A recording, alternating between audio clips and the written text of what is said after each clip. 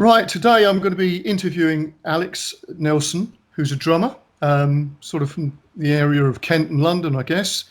Hi, Alex. Can you hear me all right? Yeah, good Yeah, stuff, mate. good. Okay. Right. I don't know if you've actually listened to any of these podcasts, have you? Yeah, Before? I did listen to the one with Josh, mate, because obviously I know Josh fairly well. But yeah, it's good stuff, mate. Yeah, cool. So what I'm trying to do with these, let me just got a load of stuff booting in on the computer now, which I have to turn down. What I'm trying to do with these is to get, by getting people's stories about how they get started playing, a little bit about, something that gives other people a bit of an insight about being a working musician or an artist, because obviously sometimes I do talks with people who are storytellers and, and artists and stuff like that. So tell me a little bit about how you started. Well, funnily enough, I think I was about 8 when I first started playing drums. But my brother started playing guitar, and he was having lessons with someone's dad from the primary school that we went to. And it was his idea, because he came to me and he said, "You should start playing the drums so that we could start a band." And I thought, that's what brilliant. Amazing. Sign me up. So my mum, bless her, found somewhere over in Sidcup. I think it was called Bexley Music Centre. Bexley, it's near Rose Bruford. It was up there. I'm not sure if it's still there anymore. Yeah, and I started having lessons up there, sort of weekly. And bless her, my mum would take me up there, and sit and wait for the hour while I was having my lessons. And then luckily enough, my drum teacher at the time, when I left primary school, the year I started secondary school, he started working at my secondary school as the drum teacher. So yeah, it worked out quite well, to be honest with you. A guy called Dave Hattie, great drummer, really, really good guy. I learned a lot from him through the years. Yeah, really, really lovely bloke. I think he's playing with the girl from Tapau at the moment. Oh. Yeah, I think they've been doing a few sort of European tours. They seem to be in Holland a lot. I don't know if she's got a big following over there. Possibly. Amazing. That's a name that you don't hear much. No, anymore. Yeah, exactly. Mm-hmm. So when you started off, then were you already playing, or was it just you? Oh, okay. No, not at all. I wasn't. I mean, I was into music. My dad is so into music, so he was always playing stuff to me as a kid. Oh, you should listen to this. Oh, you should listen to that. So I liked music, but like I say, the only reason why I really picked up the sticks is because of my brother. Because my brother was like, "We should be in a band. We should start a rock band." So after a couple of years, I say when I was about sort of 10, and I could hold down a steady beat for longer than a minute. Yeah, then we started to have a jam at home, and there was a guy who lived up the top of our road, and another guy, actually. They were neighbours, and we, it's like maybe you should just get in the garage. But my parents bought me this really beat up, I can't remember what it was, something Hona percussion drum kit or something like that. And we used to just go in the garage and just try and, do cover songs, or just try and stumble our way through a couple of, whatever that the guys could come up with chord-wise and that I could hold down a beat with for long enough. And then, funnily enough, my drum teacher was the one who was like, "No, you should do grades." I think he saw that I was quite into it, and I picked it up quite readily. And then I went through the grade system up until I was about 16. But throughout that, I mean, when I was at secondary school, there wasn't that many drummers at the school. No. So I kind of got pulled in to do everything. Anything that happened concert-wise, or anyone, like a lot of the GCSE guys, because it was a boys' school that I went to, they always needed a drummer. Yeah. So even at sort of like in year 8 or something, the music teacher would say, "Look, can you come along? Will you play drums for their live performance thing?" Yeah. So I was quite lucky in that sense that, even after sort of like 3-4 years of playing, I was thrown into sort of situations where, you got a day. Can you learn this for tomorrow? Come in, and then we'll lay it down for the GCSE guys. We did a couple of good things at school, actually. We did Joseph and the Amazing Technicolor Dreamcoat. Yeah, that's brilliant, isn't it? Brilliant, wicked, such a good experience. And it's definitely a lot of the paths that I try and say to my students nowadays. If something's on offer, even if it's not your forte, even if it's not something that you want to do, go and do it. You can't buy experience. Do you know what I mean? You just got to go and do these things and get out of comfort zone a bit every now and again. Yeah, yeah. Because you see, when I'm talking to different people, obviously that interview I did with Josh was very much about the fact that he had a bunch of friends Yeah, who were involved playing. And that really is obviously old school, if you like, way of doing things, where you got together and it didn't really matter what it sounded like. It could have been absolutely terrible, but that wasn't the point. It was this sort of getting good at working with other people, yeah, even from just the sociability point of view.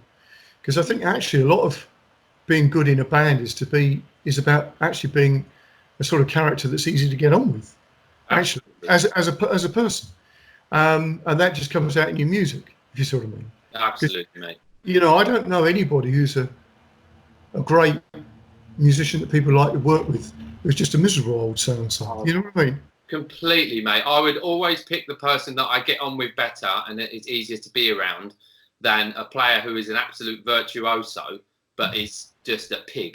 Do you know what I mean? And there's no common ground, or it's so egotistical that it just makes the working relationship unbearable. Yeah, I think that's absolutely right. So with that thing, because obviously you had a brother that you could play along with, and that's always a bonus. Well, sometimes it's a bonus. It's one of the things that didn't come up in the conversation that I was just talking about was obviously Josh's brother played drums, but Yeah. you noticed he was never in the conversation. I don't know. It might be something there. I don't know. But just generally speaking, I think it's a good thing that you've got some sort of partner in crime there. Oh, definitely, yeah. And we had a lot of fun growing up. Doing just playing in the garage and just whatever with a few mates. And I was lucky enough to get into bands quite early, like I say, because there was not many drummers at the school at that time. No. In sort of like early mid 90s sort of era. The Britpop era had just kind of exploded, and that necessarily wasn't my scene. If I'm honest with you, I was a bit more of a kind of a bit more of a metalhead at the time. But yeah, I think I was in a band from sort of 11 or 12 at the school with a few guys. One of the guys I'm playing the function band now actually. All right. Yeah, it was great. We started. There was a place in Welling. I can't remember the name of it for the life of me. But it was once a month on a Sunday. They put gigs on, and you could go up there every Wednesday night. And my mum would drive me up there, drop me off, and we'd all sort of hang around up there, do Green Day covers or whatever else. And again, that was a great experience of getting up in front of a bunch of people and just starting to learn your craft really. And inevitably, things go wrong. You drop sticks. Your cymbal falls over. Someone breaks the string live. But that's how you cut your teeth. Really, you got to go through those moments, mate. Yeah, that's right. You see, my sort of thing. Okay, I'm one that's keen on the idea of people doing grades because you do need some sort of roadmap. Yeah. But it shouldn't be. It shouldn't be such that you don't get the experience of playing. It's like a counterbalance to getting out and just playing with friends. And I think then obviously the advantage of what you did maybe, because later on we'll talk about this obviously with things like your teaching and stuff. Whereas doing things where you've done grades and stuff actually helps you sort of cement the information in, doesn't it? Oh, for sure. Yeah. I mean, when I first got into the grading system, I really enjoyed it. And they're very different now to what they were back then. I did the old Trinity Guildhall grade, so everything was performance based. There was no backing tracks. No. You did a slight play along with the examiner. They'd get on the piano and play a few bars, and you'd just sort of busk along. But I really enjoyed it. I really enjoyed it up until I left school when I was 16, and I got up to sort of the grade 5 standard then. And I fell out of love with it at that point. And I think that was mainly because I got that slightly egotistical mindset on where I wanted to be a rock star, and I didn't want to do the grades anymore. I just wanted to go out there. I wanted to do gigs. I was just leaving school, just about to start college. Funnily enough, not doing performing. I went to college and did music technology for a couple of years before I got into the theatre band at college, and then kind of realised I'm a better player than I am in the studio and doing all the tech stuff. But yeah, I think it's a really good. Nowadays, the grades now are so much more enjoyable, I think, than when I did them back in the day. Not to speak badly of the Trinity stuff, because the new Trinity stuff is great. It's very thorough. There's a lot of technique involved. I do find that just in my own personal teaching, that tends to put the younger students off when there's too much emphasis on the technique. But saying that, Trinity have brought out these rock and pop books over the last couple of years, where it is the impetus is on performing, and there's not as much technique involved, which you can still bring into the lessons. As a teacher, you can say, look, we're going to work on this, we're going to apply this, we're going to put this into this development section or this solo section or whatever else. Yeah. But yeah, the rock school stuff is very popular with a lot of my students at the moment. Very popular. Right. So, okay, so we've got to this thing. You've been doing some grades and stuff, and obviously there's a lot of references to things that you got involved in playing wise. Yeah. So you're obviously a really sort of active player. And when did you sort of go, right, okay, this is the sort of bit of a turning point here? What was the first one, do you think, with your playing, like playing with others or whatever? I was in a band throughout my secondary school years I think we were called Irregular Habits at first, and then we changed our name to Habits, and we used to gig. They were all a couple of years older than me. So I joined the band, I think I was year 7 or year 8, and they were all year 10 guys.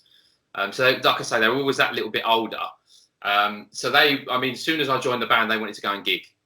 And, again, bless them, my mum and dad were amazing throughout this whole period, because, being, 13, 14 years old, I couldn't get myself to these gigs. They had to drive me around with my kit and everything. Yeah. And that place in Welling that I was talking to you about, they used to set up these gigs. And so, we used to go to Welling, or we went over to Essex a few times and did a few gigs over there.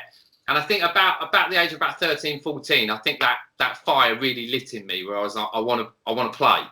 I want to go out and do drumming full time if I can. But then, like when I got to nearer to the end of school, I had a little bit of a switch over to the tech side of things. And I was, I had a copy of, I can't remember what it was, Cubase something or whatever. Yeah. And I was sitting at home, and you had to do in GCSE music. You've got to write your songs and do all this. And I remember doing something in 5/4 and then getting all the plugins out. And I was like, this is great. This is awesome. I love this.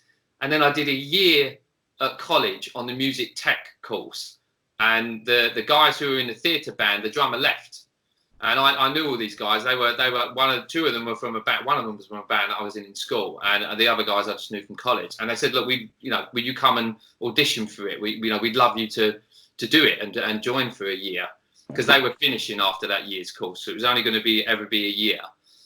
So I went along and did that, and then at that point, that was when it really kind of cemented it for me. I was like, this is definitely what I want to do. I don't want to do the tech stuff. I don't want to do the studio. As much as I enjoyed it, and I still enjoy it now whenever I go into a record, I love sitting with the engineer and just, watching what they're doing and helping with the processing and stuff like that. But yeah, it was definitely around the sort of 17 mark, I'd say, verging on 18, that I was like, I just want to play. I want to be a musician full time in any. Well, at that time, I really wanted to. It was still the rock star ego. Yeah. I wanted to be a touring drummer in an originals band. I wanted to be writing all my own material. I kind of snuffed covers a little bit. We did a lot of cover work with the college stuff, and we were doing all the college shows. There was, I'd say, about 50% original stuff and 50% of songs that people knew. But yeah, it was definitely around that age that I was like, this is what I want to do now, for sure. Yeah, it's interesting, isn't it? Because it's funny, because I never did a lot of covers and stuff. I did a lot of songwriting, right early on. Yeah. And it was interesting. So when you did do sort of covers in a set, you did them your own way. And ironically, they were things that sort of often stood out because you'd done something really interesting with them. Oh. So yeah, and again, like you're saying, you probably, I don't know, mate, do you think that the sort of stuff that you were doing early on started to fashion what you ended up doing? You see what I mean? I think so. Yeah, I think so, mate, to be honest with you. I think being blessed with having a brother at home who wanted to play as well. And that's, you know, he played bass, my brother, badly. He won't mind me saying that. But yeah, for sure, mate. Yeah, for sure. I think having all that experience at home, and you know, I think like a lot of musicians, being brought up with, although my parents didn't play, you know, neither of them were musicians. My No. grandparents on both sides were very musical. My gran, you know, very, you know, East End kind of grand. She'd be in the pubs on the piano with my granddad singing all the East End songs and all that kind of stuff. And my Irish side of the family, everyone's a musician. You know, got the vocals on them, they're amazing. You know, sadly, whenever we go for a funeral, there's loads of brothers and sisters and cousins. They all form the choir, and they're, you know, beautiful voices, absolutely stunning voices. A couple of percussionists over there as well. So I think it's, yeah, you know, definitely come from a musical background. It just seemed to slip past my mum and dad. I think a little bit. Yeah, I think, and again, you know, if you live in Ireland, you probably there's a different, you know, I only know this sort of from the rural point of view, but there's always somewhere you could just go and pick an instrument up and play in a pub or something without, you know, it's there in their environment somehow. I think, yeah, it's in their blood, mate. I think with a lot of them, you know, they see a lot of the traditional stuff that they see. It's my mum's side, they're all very rural. They're out in Galway, so they're all like cattle farmers and whatever. So yeah, it was all about singing songs. Yeah. So someone would get on the piano, or someone would pick up a guitar, and they'd sing all the traditional stuff. And like I say, whenever we go back, sadly for a funeral or happily for a wedding, that happens. You know, they get out, everyone's singing, everyone's having a good time. Yeah, yeah, it's interesting, isn't it? Yeah. Very interesting. And maybe, you know, it would have been like that here if you went back far enough. Yeah, sure, yeah. You know. So, okay, so when you got that to that point where you're going, right, okay, I now need, because this is the interesting point, I now need to make some money out of this, or you didn't think that, you just started to make some money out of it. What was it that happened? Well, I tell you what happened, to be honest with you, mate. I went full hog for the Originals band thing like that. And once I left college, I got into a band when I was at college, just at the end of it. I started working at the college at Northwest Kent in Dartford.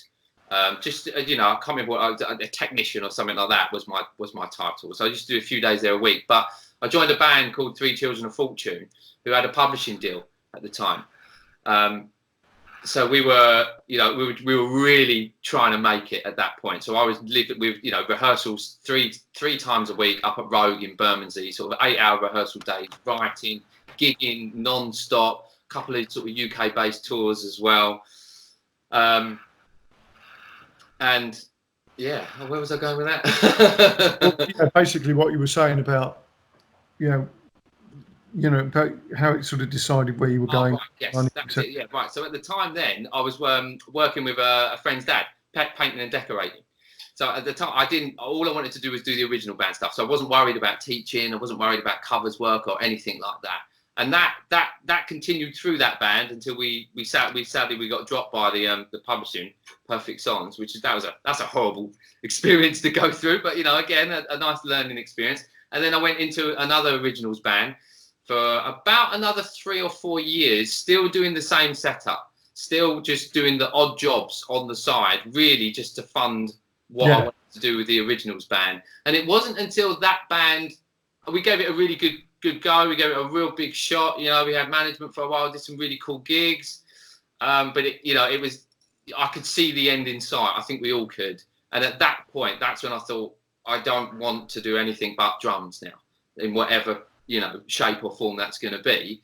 And that's when I started to really sort out my teaching. And I started to, because I was doing odd bits of teaching. When I was working at the college, I was doing a few bits of teaching. And I'd had a few bits of teaching along the ways over those years, but nothing solid, if I'm honest with you. So it was at that point, I think I was about early 20s, maybe 22, 23, something like that. I've been with my wife now, but girlfriend at the time. We'd been together about 5 or 6 years, and we were starting to, you know, we wanted to move out. Want to move in together. I still lived at home at this point, and I needed income, you know. So when I first started teaching properly, when I first got into it, it was a means to an income, if I'm honest with you. But it quickly became something that I really enjoy the teaching now, and I'd say it took me about 18 months to 2 years to find that groove, if you like. You know, it was certainly something that I went through the motions for the first little bit until I thought, and you know, when you get, you know, those handful of students that put as much effort in as you did when you were their age, all of a sudden that spark gets lit. You think it's great, and you see that progression, and you know, you set them something to learn or this really tricky groove, and they come back the next week and they've absolutely nailed it. You know, that's a buzz. That's really, really cool when you start to see the young ones come up like that. You know. Yeah, and then it was the cover band stuff as well around the same time. I'd been doing a few cover band bits and bobs. There was a band we played in called the Hitmen, and it was just, we just used to put gigs on here and there. No, not really for, you know, it wasn't a function band. I'd say I wouldn't call it that. We looked at trying to make it full time at one point, but everyone was doing different things. Like the female singer in it was she's an actress, so she was doing her acting full time. There was other people were doing lots of other things. It would have never worked. But yeah, it really gave me the buzz for it then, you know, in terms of getting out there and doing work. And I was working at Rogue Studios for a bit on the desk. So I used to book the bands in or whatever else. And Conan, you know Conan Avery? I'm not sure. Sort of familiar name, but I can't think why. He was working at the studio at the time as the engineer. So they would get a lot of people in that needed drums on their tracks. So because I was working on the desk, and you know, we've been mates for a long time, he just called me up and say, look, will you come and do drums on this for me?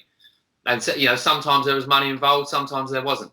And I didn't really mind at that stage, to be honest with you, mate. I just wanted to build, you know, a roster, build a name. So, oh yeah, Al will come and do drums on that. Oh yeah, Al's all right. Yeah. Just give him a couple of listens, you know, he'll jump in there and lay something down for you. And that was great experience, mate, of just, you know, getting up to the studio, setting your drums up, going up to the control room, having, you know, sort of 2 or 3 listens to a track, downstairs in the live room, put something down, you know, a couple of, if you need a cheat sheet, write some notes out or do whatever. But yeah, that was a real good experience of being in at the deep end, if you like that. Yeah, great experience. So it's interesting because there's a lot of sort of community stuff for you, isn't there? That you're in a place with a load of musicians and sort of connect up. Yes, mate. I mean, Rogue was really pivotal in my life.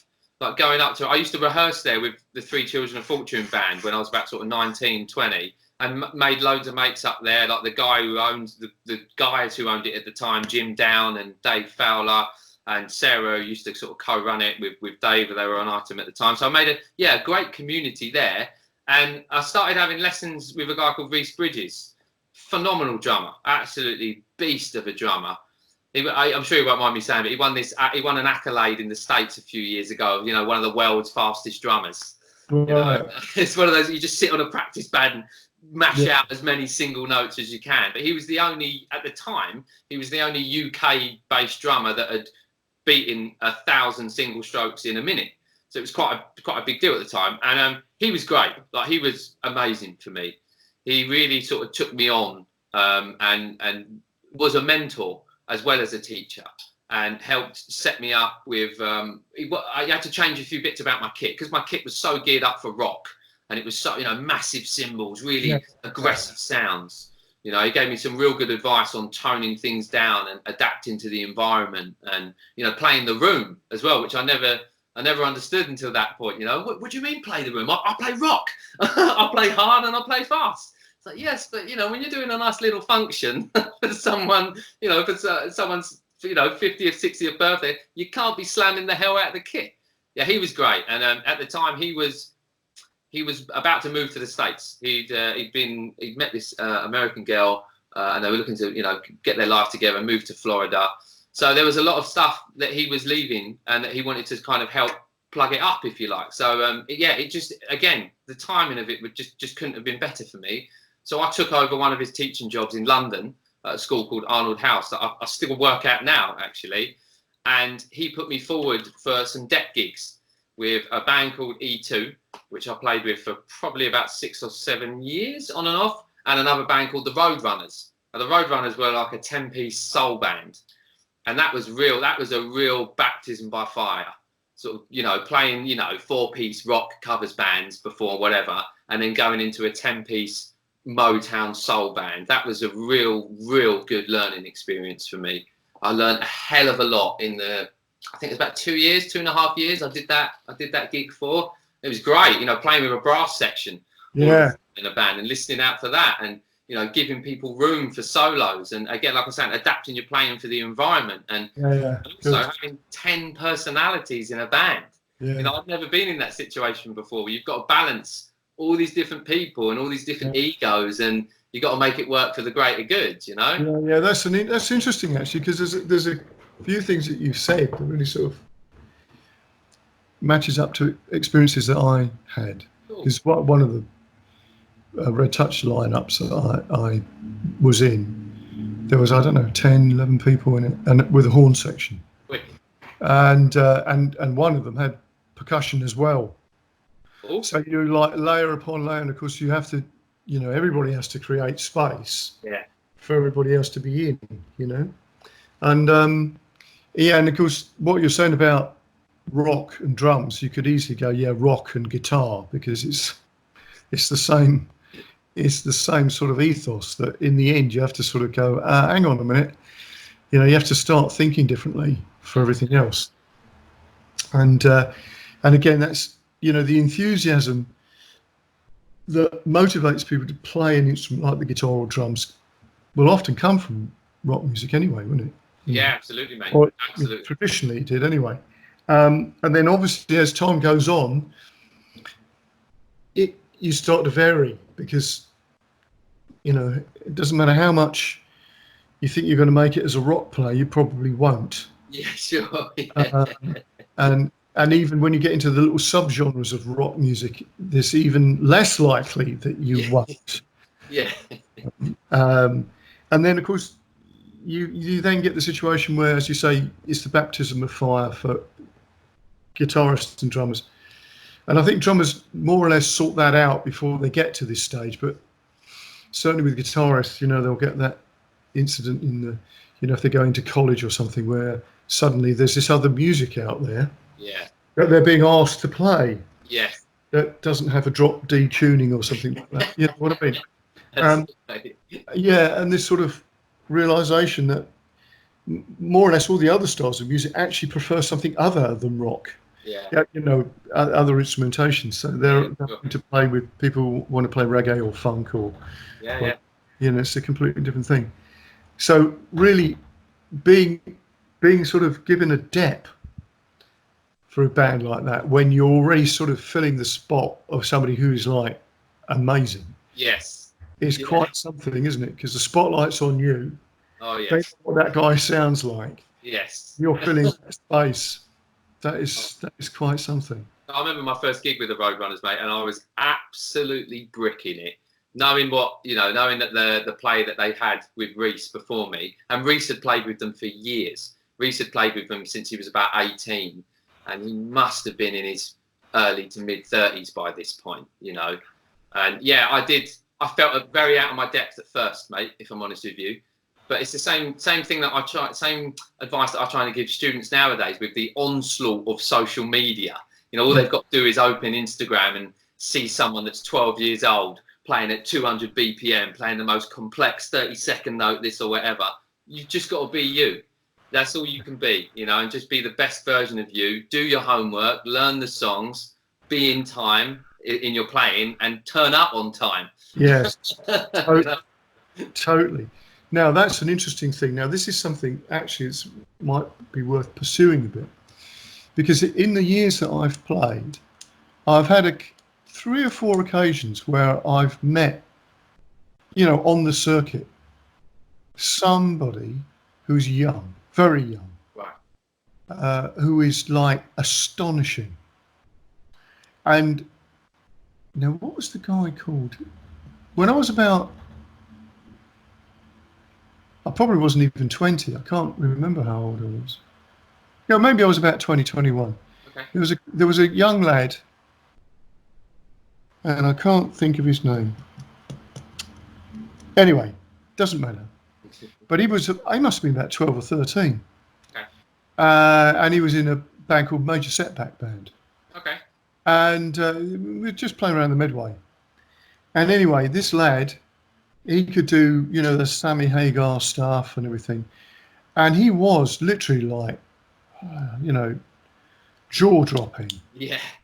And you know, and I was pretty good myself, you know. But you're Well, looking, mate. and you're going like, yeah. Anyway, but what happened was, I don't know whatever happened to him. Oh, really? Okay. And when I was at school, um, a friend of mine who got me involved in playing actually changed schools, and he went from Dartford to Gravesend and went to the grammar school there. And there was a guy there that he met, and he said, you know, he said to me, "You got to meet this guy. He's amazing. And he plays classical guitar as well." And he, you know, so anyway, I met this guy called Nick Baker. Okay. And again, this chap was probably, I think, one of the most astonishing guitar players I'd seen. You know, considering he was only, you know, contemporary with me, he was about 14. And apart from being able to play some of the hardest pieces in the classical guitar repertoire at that age, Right.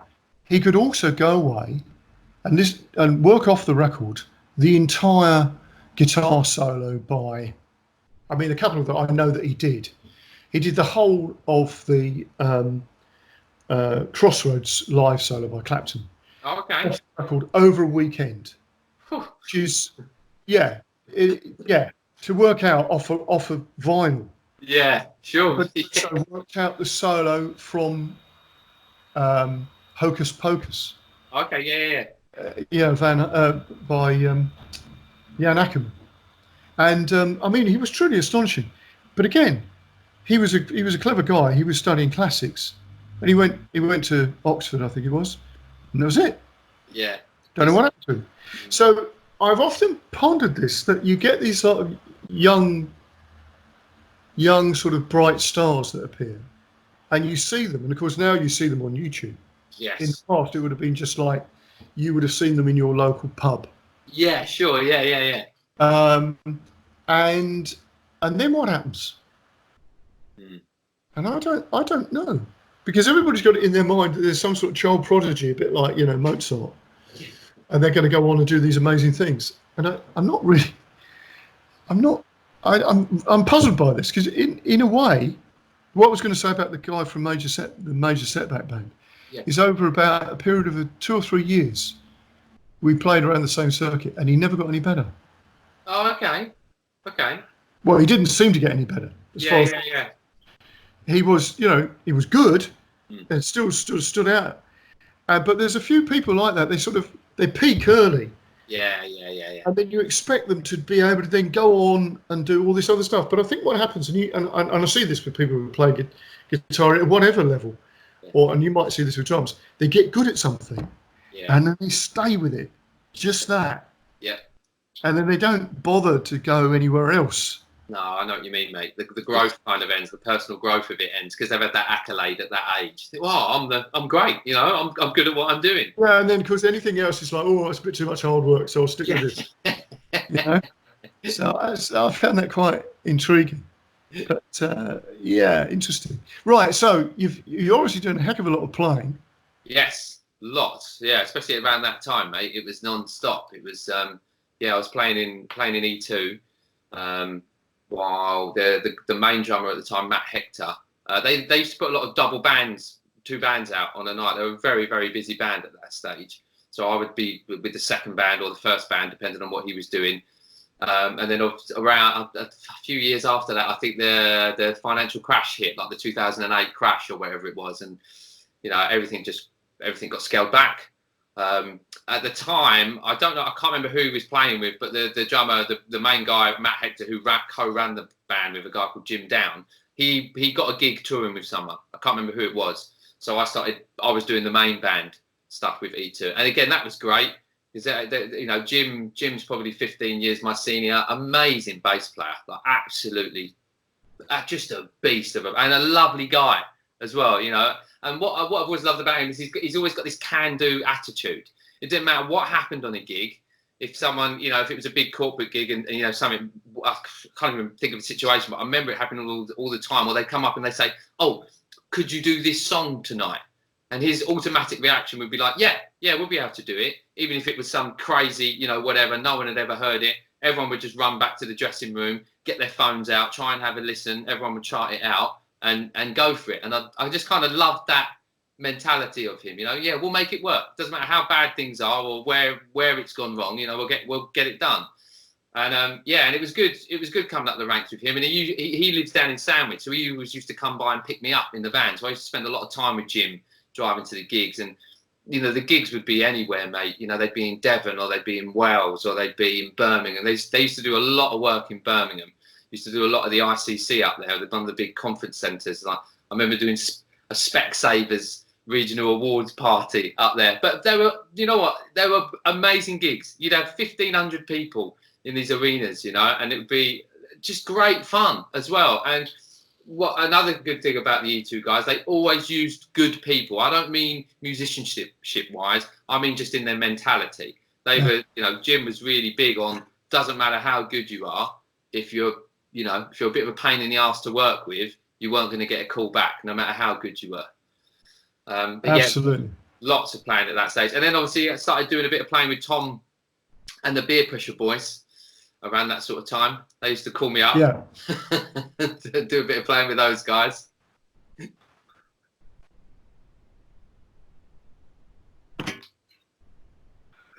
Oh, I lost you, mate. You back? Right.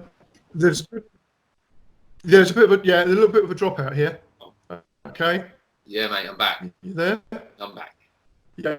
Are you back? I'm back, mate. I'm back. You're still dropping out a little bit. Oh. Keep talking if you can. Hello, mate. Hello. Can you hear me?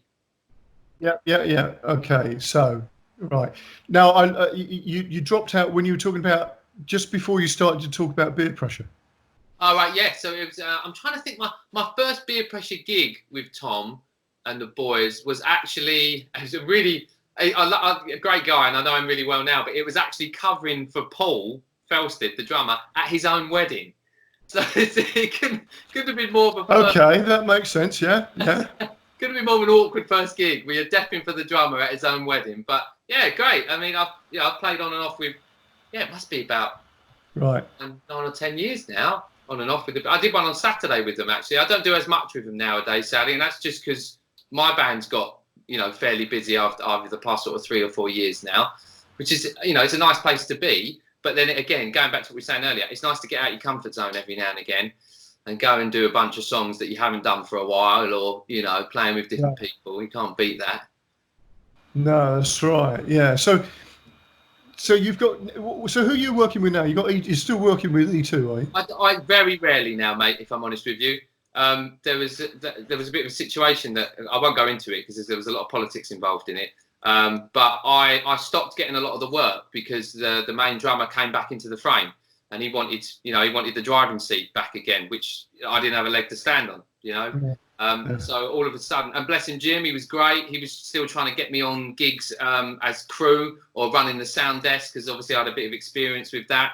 But without sounding horrible, that wasn't for me, and I really appreciated Jim doing that. Yeah, and it's difficult because, again, like a lot of these things, it's a bit like, it's sort of loyalties, isn't it, and stuff, and sometimes the people are between a rock and a hard place. It is difficult, isn't it? Yeah. So anyway, you're talking about, now, obviously you must have met Tom via E2, did you? Is that how you met? Yes. I actually, first of all, I met him through Conan. I can't remember how Conan stumbled across Tom. I cannot remember, but they... Did Tom do some recording with him or something? Yeah, they had a little project going on, the Bubble. Yeah, that's why I think I remember the name. Ah, right. Because I think Tom Knight, obviously, Tom will... I don't think Tom's come up in conversation in any of these podcasts at the moment, but perhaps you can fill the people in about Tom. But Tom was doing a vocal thing with this guy, so yeah. Yeah, they were writing real kind of like poppy stuff. That was the whole aspect of it. Just really fun poppy stuff, really intelligent kind of chord progressions and stuff. Really fun.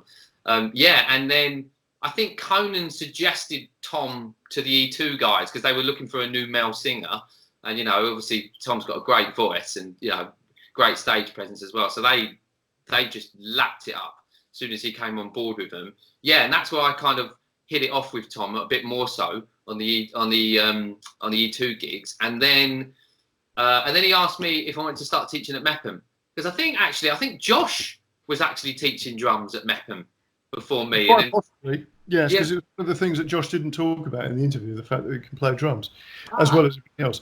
But so that's an interesting link there, isn't it, between because I'm not sure what was going on before, because obviously this school has gone from, now it's like, top of the pile. Yeah. But it hasn't, putting it mildly, it hasn't always been at the top of the pile. Sure, mate. Sure. And it obviously required, and another time it was actually top of the pile from the point of view of the music department, the arts department. Yeah. And drama particularly. Oh, right. Okay. If you go back far enough, it was amazing. It was incredible. But it had a lot of stuff happen in the time, as happens in any state school, I guess, really. But so you managed to pick up the reins from Josh. You've got quite a lot of people there.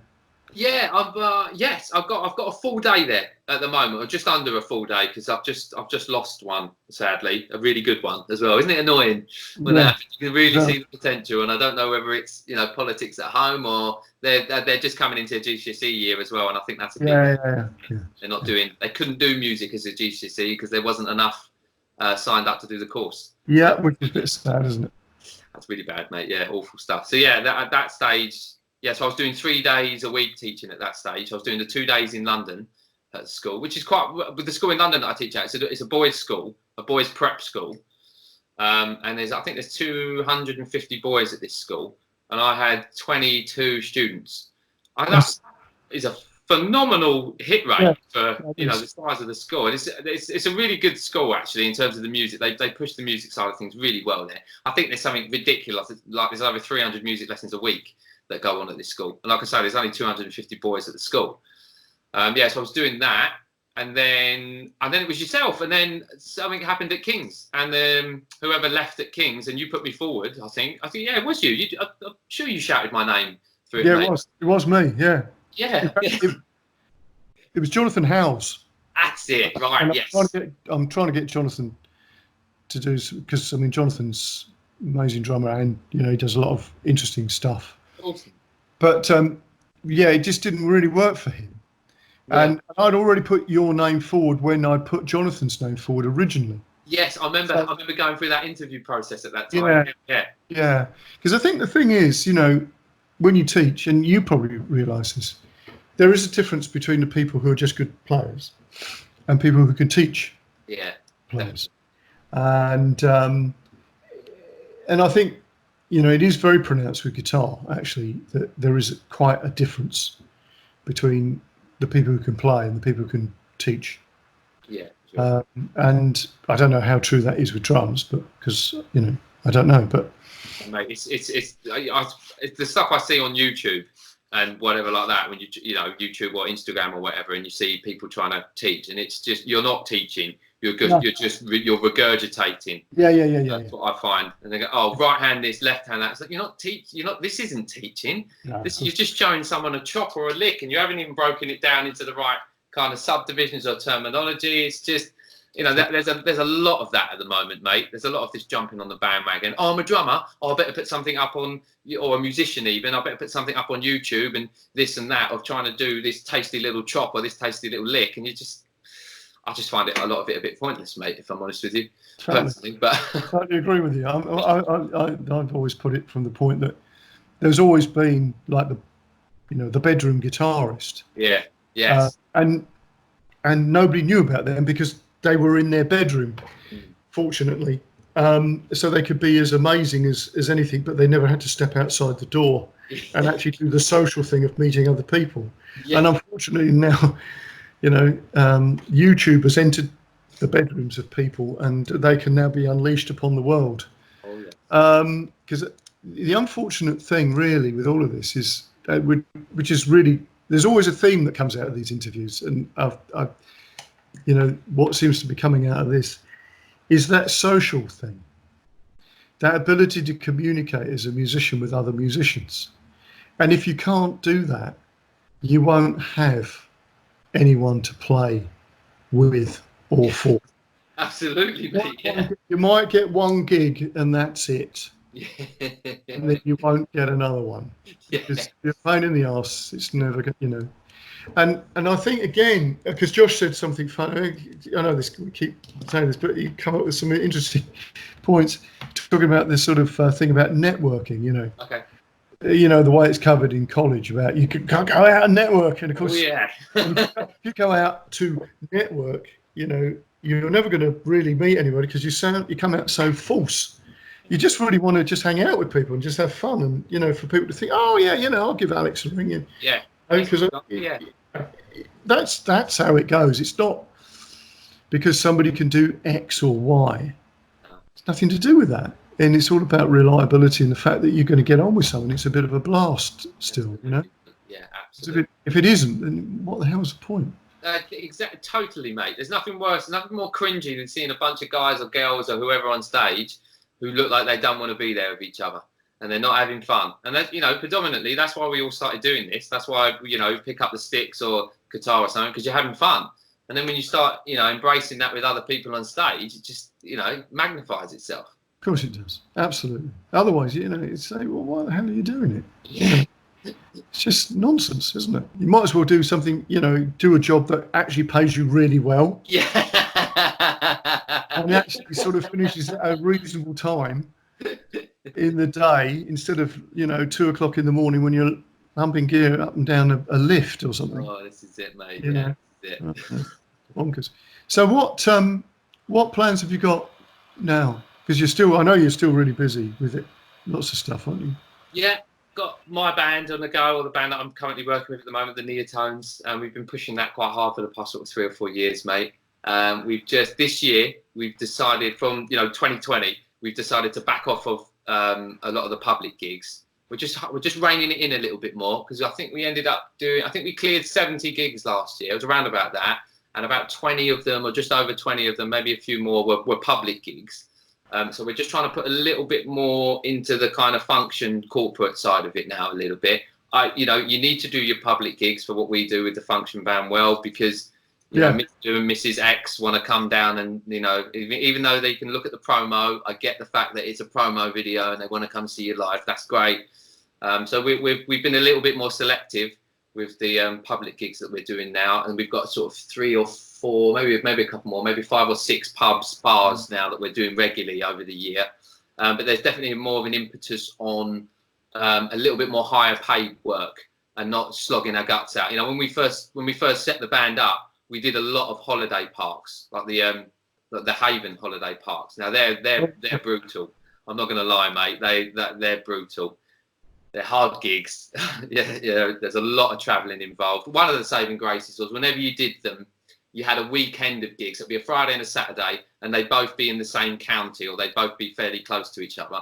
But when you're driving literally to Cornwall to do a weekend of gigs, and the pay is not that great, if I'm honest with you. But it's, again, great learning experience, and good when you're putting a band together to get the guys and the girls in, because you want to be a unit. As when we started this band up with Rich, my best mate, I've known him for years. I've known him since we were in school. So solid. I knew that we were fine straight away. The guitarist Darren, Rich had played in the Alps with him, a little bit like Josh and the boys, doing all the ski seasons and all of that stuff. They did that for 5 or 6 years. I knew Darren from Rogue, from years before with an originals band that he was in. But the singer Steph, it was only Darren who knew her. So, we really, you want to be a tight unit. You want to be mates as much as you can. And that was great, doing those weekends away every weekend for God knows how long it was, and getting that unit together and just tightening the band up. With our band, we want to keep it as a 4-piece, but we want to try and offer the best quality product that we can. So we do use backing tracks. And I know there's a certain demographic that don't like that.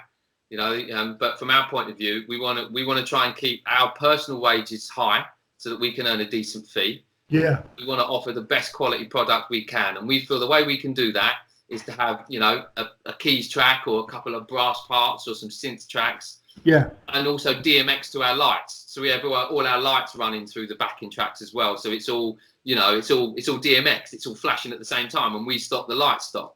So the show is that much better, if you know what I mean, mate. Yeah, no, that makes sense. Yeah, I mean, because you know that argument you can take back upstream and go, well, no, should we actually be playing electric instruments? You know, where do you want to, you know? So I think a lot of the gigs now that we do, I would go as far as to say 70-75% of the gigs I do with the neotones, I'm on an E-kit now. I'm on an E-kit just because there's so many, especially the weddings. There's so many wedding venues across the southeast and the bar that have the sound limiters in them now. You're just fighting against it. You know, as soon as you turn up with a nice sounding snare and a bass drum, and I tell you what I find though, mate, it's mainly the bass that seems to set a lot of them off. It does. Particular frequency, like the low mids that just, and then you see that red light of death. Yeah. You know, I had that happen once years ago. There was a guy playing percussion and a bass player playing together. Yeah. And it was a big band. Yeah. They were just playing together, and that set it off. There you go. I think really that just about sums it up. Incredible, isn't it? Oh, mate, it's frustrating. If I'm honest with you, I don't mind playing the E-kit stuff. What I've tried to do with it, rather than sort of take a Roland kit out, just so that it still looks the part, I've done acoustic to electronic conversion on a D drum kit that I've got. So it looks like an acoustic kit. It's full drum sizes, but it still has the Roland rubber cymbals and the Roland brain. But I just think it helps a little bit. It's what I prefer as well. You know, I prefer it looking like a real kit. You can never emulate an acoustic kit. You can't emulate those nuances on the proper skins and stuff like that. But again, you got to stay relevant and you got to stay with the times. And, you know, I know I'm 35 now, but God, in the 10, 12, 13 years that I've been doing it, a lot has changed. Totally. And sometimes you can't keep up with it, you know, because I go out occasionally and see bands, but particularly with like function bands, and you look at how they're amplifying stuff and they're sort of monitoring and everything, and it's like, oh my God, it's another world for me, because, you know, I'm still sort of old school. There's a speaker on the floor pointing at me type of thing. Yes. You know, no sort of in ears and all that sort of stuff. Well, over to the I can't remember, we've got the Behringer desk, but yeah, we're all on the unit, and it's great. Personally, it's great because you can all have your own. I mean, I have my laptop because I'm running all the backing tracks anyway, but you're all in control of your own mixes. So obviously when I'm doing an E-kit gig, I have to have foldback. I have to, because I can't. You know, it's terrible playing an E-kit without hearing the sounds come back, mate. That's right. Yeah, that's interesting. So the fact that you did all that tech stuff at college was good, wasn't it? Because you've used a lot of that. Yeah, for sure. It definitely helps me out, mate. It's definitely helped out over the years. I mean, Darren in our band, the guitarist, he's a bit of a tech geek, if I'm honest with you, mate. He's a bit of a tech wizard, so he seems to take over a lot of it. But I'll stick my oar in whenever I can, mate. But I mean, even just the whole E-kit side of things and getting into that was something new a few years ago that I wanted to apply myself to. And there's, don't get me wrong, I mean, Roland have just brought out a brand new electronic kit, which is full drum sizes, but it's $4,000, it's 4,400 quid or something like that starting price. I mean, mine didn't even cost me half that to get that on the go. You know, a decent wood shelled kit. The module cost me the most. The module was about 1,200 quid at the time, but to do to buy the triggers and all those bits and bobs, only another sort of 300-400 quid. And like I say, it keeps me in work. It keeps punters happy. You know, when yes, the summer, I'll be honest with you, mate, through the summer, you do get a bit of Groundhog Day when you're doing a lot of weddings. So I do like doing the sort of more corporate stuff, mate, but I still feel lucky that I get to play music and that I get to play music with 3 other people that I value their friendship highly, massively in my life, you know, and that's a nice place to be, mate. Yeah, it is. That's excellent. Well, I think that's a good place to sort of stop there. I tell you what would be great, Alex. You'll have to send me some details so I can put it up on the site about how to contact you or the band, you know, details. But right. Perhaps you can just say it, because obviously you get people listening to this in a car or something like that, just to sort of spark their imagination that they'll come back and have a look at it and get your details. But how can they contact you? Tell me. Personally, mate, I'm on all the normal social media jargon. So I think I'm Alex Nelson on Facebook. I'm Alex Nelson Drums on Instagram. If you want to email direct, amjnelson@hotmail.co.uk. And the band stuff is www.theneotones.co.uk, or same on Facebook, you know, the Neotones. I think the Instagram is just @the Neotones. Right, brilliant. That's great. Anyway, yeah, it's great talking to you because, as I say, there's so much. It's interesting this because I've interviewed a couple of drummers, and there's a different sort of angle for each person. So it's nice to sort of get that, because you do you're a jobbing drummer and teacher, and it's good to get that side of it, because I think a lot of the people, when they're trying to work out how on earth they're going to make this a living, or get something happening, and have a life as well. Yeah, and you've got a life, which is good. It's still hard finding that balance, mate. Now I've got 2 young kids as well, and I do feel for my wife when I'm out, teaching 4 days a week, back up some days not home till 6 or whatever, and then out gigging twice on the weekend as well. And I'm lucky that, like yourself, teaching predominantly in schools, I get the holidays off. Like this week, half term, although I'm stuffed with a sinus infection at the moment, which isn't great, but I get to spend a lot of time with my kids over these breaks, which is great. And brilliant, in fact, to be honest with you, mate. But yeah, and it is a fine line. It is a fine line. I think Jim, when I was doing the U2 stuff, when I said, I'm going to get married and I'm going to propose to Donna, he was like, great, you're going to make her a musician's widow. She's going to spend every weekend of her life sitting at home watching some trashy Saturday night TV. Anyway, I wish you all the best, Alex. It's lovely to speak to you. And thank you, mate. Much appreciated. That's all right. It's good. All right. Cheers, Speak to you soon. All right.